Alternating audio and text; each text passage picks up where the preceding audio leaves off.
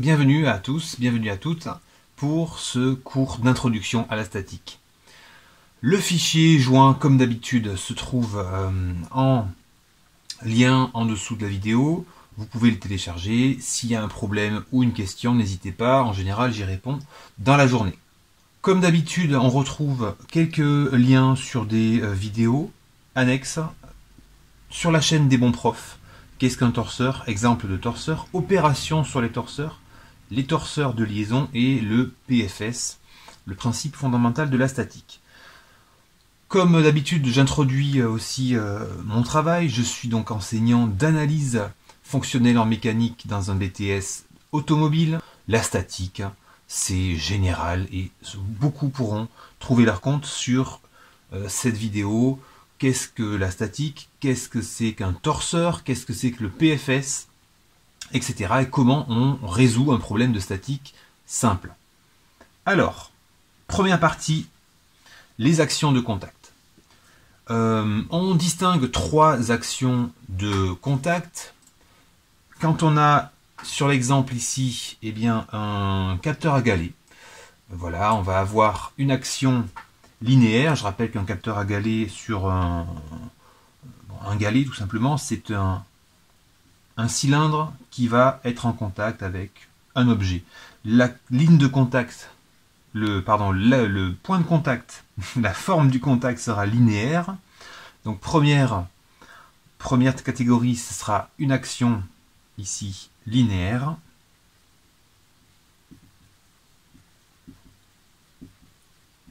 Le contact entre le capteur et l'objet, on va dire un objet de forme prismatique, sera linéaire, c'est-à-dire une liaison qu'on pourrait assimiler à une liaison cylindre-plan. Je vous réfère au cours de la séquence 1 sur les liaisons en mécanique, les 10 liaisons que nous avons appris. On a deuxièmement une action ici d'une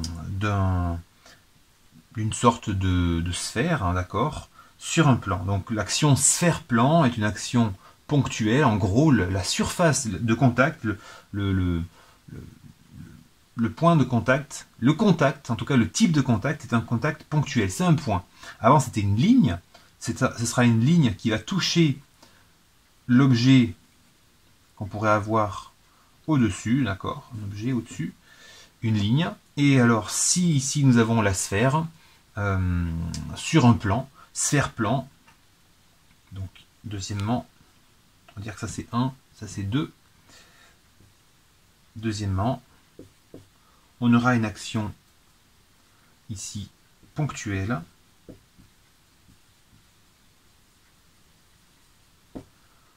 entre parenthèses une liaison sphère-plan. Bon. Troisième type de contact, on est sur les actions de surface. Alors les actions de surface sont de deux types différents. Ou bien vous allez avoir un plan contre un plan, voilà. Ou bien vous allez avoir un cylindre contre un cylindre. Dans tous les cas, ce sera des actions de surface. Donc ici, ce sera, bon pour le troisième, je vais l'écrire là-haut. Le troisième, on aura une action plan-plan. Dans ce cas-là, on a la liaison. Je rappelle le nom de la liaison, c'est une appui-plan. Peu importe la caractéristique géométrique. Et ici, on aurait une cylindre-cylindre dans ce cas-là. Ici, donc, premier point. Et ici, cylindre, un contact d'un cylindre sur un cylindre. Alors, contact d'un cylindre sur un cylindre, ça pourrait être une liaison pivot ou pivot glissant. Bon, là, peu importe la liaison. C'est pas le plus important. On tourne la page et on arrive sur la page numéro 2. Pour simplifier les calculs, on peut remplacer une action répartie uniformément par une action ponctuelle. Pour les calculs, bien sûr, quand vous aurez passer tout ça et que vous serez dans des stades élevés en licence de physique ou en école d'ingénieur, vous pourrez bien sûr faire des calculs plus compliqués. Bien sûr, ce cours s'adresse aux débutants qui ont déjà fait un peu de mécanique en voyant les liaisons quand ils étaient en première, en seconde, première, terminale, et qui arrivent en bac plus 1, bac plus 2, avec de la statique. Bon. On n'abordera pas dans ce cours la statique graphique, ça se cantonne à une partie au lycée, première, terminale, ça sera juste de la statique analytique. Bon, donc on simplifie, l'action est répartie de manière uniforme, alors pour la simplifier pour les calculs, on la remplace par une action ponctuelle qu'on placera au centre de l'objet. Bien sûr, si on a un point précis, mais là, si on a une action plan-plan, eh bien, on va répartir l'action au centre. Voilà. Un centre de gravité, par exemple, qu'on mettra au centre de la pièce, si c'est un prisme. En général, le centre de gravité, il est au milieu. Selon l'étude, on peut le mettre en bas. On verra dans quel cas tout à l'heure. Alors, grand 2, le torseur d'action mécanique. Les actions mécaniques sont rarement modélisables. Elles sont souvent une combinaison d'une force et d'un moment. Alors, c'est ça en fait. Un torseur, c'est pas un gros mot. Je dis souvent ça à mes élèves. Quand ils entendent torseur, ils entendent quelque chose de compliqué.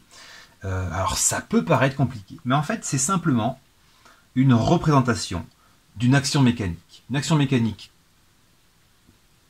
une force d'un côté, un moment de l'autre. Force, moment. Force ou couple, d'accord? Une force, c'est-à-dire une action mécanique dirigée dans un sens, sous une forme de translation. J'ai une action mécanique.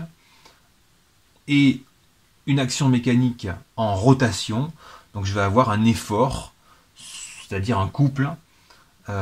Et ceci représenté dans des crochets. Je fais un T majuscule dans un crochet. Je mets un point. Alors, à gauche, à droite, peu importe. Je vais les mettre à gauche. À droite dans le cours, à gauche ici, il faut indiquer un point. Au début du crochet ou à la fin du crochet. Et alors, il faut dire à quel... Donc, au point A. Alors, imaginons que j'ai une roue. D'accord? J'ai une roue et un sol. Roue et un sol. Le sol, c'est 0 et la roue, c'est 1. Mon point A, on va le mettre ici. D'accord? Donc, l'action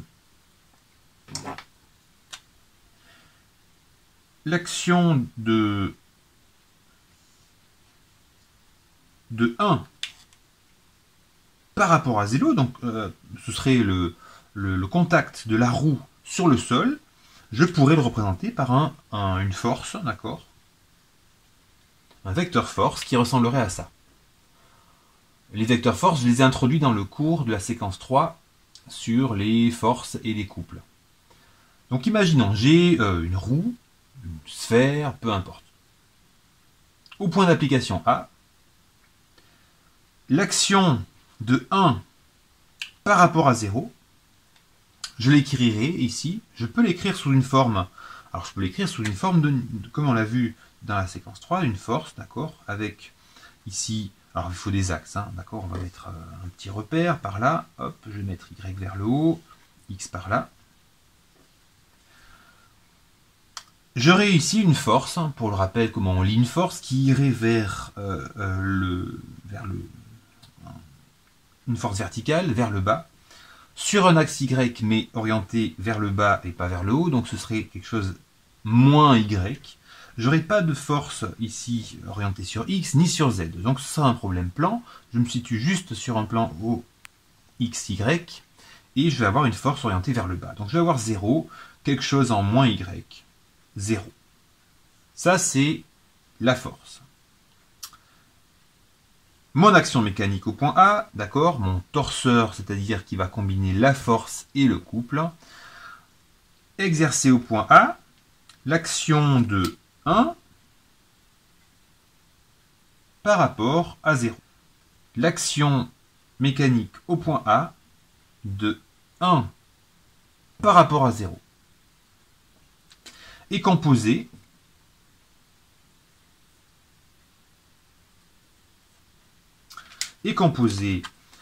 d'une force que je vais écrire ici, donc la force, et s'il n'y a pas, ce sera 0, mais on va quand même l'écrire, d'un couple, et cela toujours au point A. Parfois, on peut mettre A dans le repère R, donc on met, parce qu'il peut y avoir plusieurs repères. Oui, si vous avez un repère horizontal, un repère incliné, parce que vous êtes dans une pente, il peut y avoir plusieurs repères. Bon, je le mets pas parce que dans le cas de notre BTS, ça arrive pas souvent qu'il y ait plusieurs repères. Ça arrive, mais dans ce cas-là, c'est pas quelque chose de transcendant. Je vais pas le mettre forcément. Mais si on parle d'un repère, un repère R0, par exemple, on peut le mettre ici après le point. Bon, peu importe. Donc je répète. Un torseur, c'est la représentation d'une action mécanique. On va à la fois sur ces crochets indiquer à gauche la force, à droite le couple ou le moment. Si, comme ici, il n'y a pas de couple, on le verrait graphiquement, si on dessine un couple, on ferait une flèche comme ça, par exemple. Et on écrirait couple, par exemple, au point A. Bon. Mais, on va dire qu'il n'y en a pas. Donc, je vais avoir mon couple, ici, qui vaut 0. Et je vais avoir la force, c'est-à-dire ça, que je vais recopier là-haut. 0, moins y, 0. Je ne sais pas combien vaut y, mais peu importe. Un torseur, c'est simplement, et c'est pas compliqué, c'est simplement la représentation d'une action mécanique, force à gauche, couple à droite. Voilà. Alors parfois, il y en a qui le représentent sous une forme linéaire et pas en colonne. Bon, on verra après. L'intérêt de le mettre en colonne, c'est qu'on pourra faire des produits vectoriels plus facilement. Donc première étape, c'est important, le torseur. Le torseur, c'est simplement la force, le couple. Alors, d'une manière générale, on est ici au 2.1. D'une manière générale, le torseur, je ferme ma parenthèse, c'est une grosse parenthèse, hein. Le torseur, quand on ne connaît pas sa valeur, on dira qu'il a une composante X, Y, Z pour donc la force, et alors pour le moment ou pour le couple, on peut mettre une barre de séparation, certains en mettent, d'autres non, L, M, N. C'est juste pour différencier les forces des couples. Si on mettait X, Y, Z deux fois, on ne saurait pas si on parle de X du couple ou X de la force. Donc pour bien différencier, quand on va calculer peut-être des inconnus à déterminer, X, Y, Z pour les composantes dans le plan de ma force et LMN pour les composantes dans le plan de mon couple. Toujours au point A. Très bien, on arrive sur le 2.2, ici, opération sur les torseurs. On a appris dans la séquence 3, pour rappel, qu'un moment ou qu'un couple, un moment, c'est-à-dire un couple, c'est égal à une distance multipliée par une force. Bon, rappel de la séquence 3. Attention, en statique, cette équation n'est valable, alors elle est juste, mais elle est valable et elle est applicable que si vous êtes perpendiculaire. Je m'explique. Si vous avez, imaginons, voilà, on va faire un mur, une poutre, ici.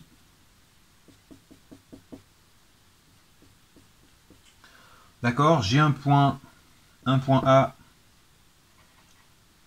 un point B, une force exercée ici vers le bas, perpendiculaire à AB, d'accord, perpendiculaire. Et que j'ai une distance D, d'accord, distance D, hop, ici,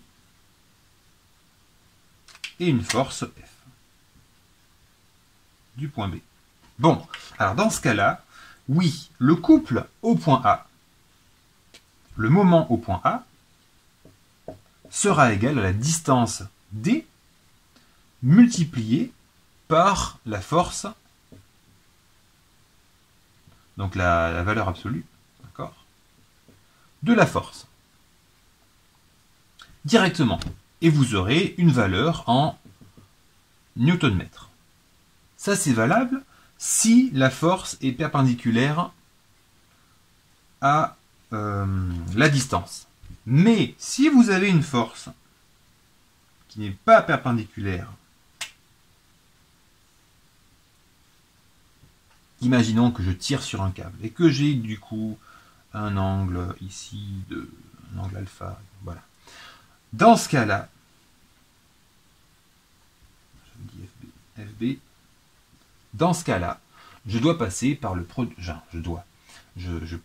oui, je dois passer par le produit vectoriel pour pouvoir calculer le moment, le couple exercé au point A. Dans le cadre ici, c'est ce qu'on va écrire. Ça, c'était valable dans la séquence 3. C'est encore valable en statique si vous avez une force perpendiculaire. Sinon, alors l'équation qui est valable à chaque fois, et ce sera du produit vectoriel, même quand c'est très simple, c'est une bonne habitude de faire un produit vectoriel parce que eh bien, ça vous entraîne à retenir cette méthode. Elle est importante, elle tombe régulièrement au BTS ou dans d'autres examens, DUT, école d'ingénieur, licence, etc. Vous devez savoir faire un produit vectoriel et c'est un bon entraînement même si c'est un produit vectoriel facile. Dans le cadre ici de 2.2, il faut écrire la chose suivante, en rouge, en noir, peu importe, en bleu, le moment, imaginons, le moment d'un point O, c'est égal au moment de mon point A, s'il y en a un, souvent il est nul, plus la distance fois la force. Sauf que quand on multiplie un vecteur par un autre vecteur, eh bien on va faire un produit vectoriel. C'est pour ça qu'il y a un petit chapeau. Produit vectoriel. Si j'avais éventuellement un moment déjà à mon point, eh bien quand je transporte en un autre point pour avoir le moment exprimé, eh bien je dois l'additionner. Alors, on parle de transport. Je reprends ma poutre que j'avais avant. D'accord? On va dire que je vais changer le nom des points. Je vais prendre le point O et le point A. Je vais simplifier, on avait ça. D'accord? A c'est le point et A c'est la force au point A. Bon. Si je veux savoir le couple exercé, couple C ou M, hein, moment, d'accord, au point O, je dois regarder le moment que j'avais au point A, d'accord, plus la distance, OA, fois la force, vectoriel A. Et oui, si vous avez quelque chose de perpendiculaire, vous pouvez tout de suite faire ça fois ça. On voit qu'il n'y a pas de couple ici. D'accord? Si vous avez une flèche sans flèche qui tourne dans ce sens-là, par exemple, ça peut arriver, alors on voit que vous avez seulement une force. S'il y a un couple, on ne représentera pas une flèche comme ça, sans avoir une flèche courbe, ou alors d'avoir quelque part une indication sur une liaison éventuelle. Souvent dans les liaisons, il y a des couples qu'il faut calculer. Donc l'équation toute puissante, c'est celle-là. Pourquoi, me direz-vous? Parce que, et c'est marqué dans le 2.2, on peut effectuer des opérations sur les torseurs que s'ils sont au même point. Alors si c'est le PFS des forces, on s'en fiche qu'il soit à plusieurs points. Mais si c'est le PFS des moments, et on verra après ce que ça veut dire, tout ça, le PFS, force, moment, eh bien il faut qu'il soit au même point. Donc déjà, l'équation des moments, celle-là, encadrée. Quand on veut déplacer une force et calculer sa valeur à un autre point, même sans, voilà, comme on avait avant, eh bien je dois faire l'équation suivante. Le moment recherché, c'est le moment du point à l'origine, au point A, plus la distance fois la force. Souvent lui est égal à 0, mais peut-être qu'il n'est pas égal à 0. On arrive à la page 2, à la page 3. Le 2.3, c'est la réciprocité des actions mécaniques. Alors c'est tout simple, hein. C'est tout simple. Si vous avez une valeur d'un torseur, par exemple, on va faire un schéma, c'est toujours mieux d'avoir un schéma. D'accord, je reprends ma bonne vieille poutre, mon point A, mon point B. Bon, le mur, on va dire que c'est 0, et la poutre, on va dire que c'est 1. Bon, alors, au point A. Au point A, on a une action de 1 par rapport à 0. Donc, au point A, on a le torseur de 1 par rapport à 0. Si j'ai besoin de tout ramener en 1, et je cherche l'action de 0 par rapport à 1, si je veux isoler la poutre, je dois écrire des actions par rapport à 1 et pas par rapport à 0.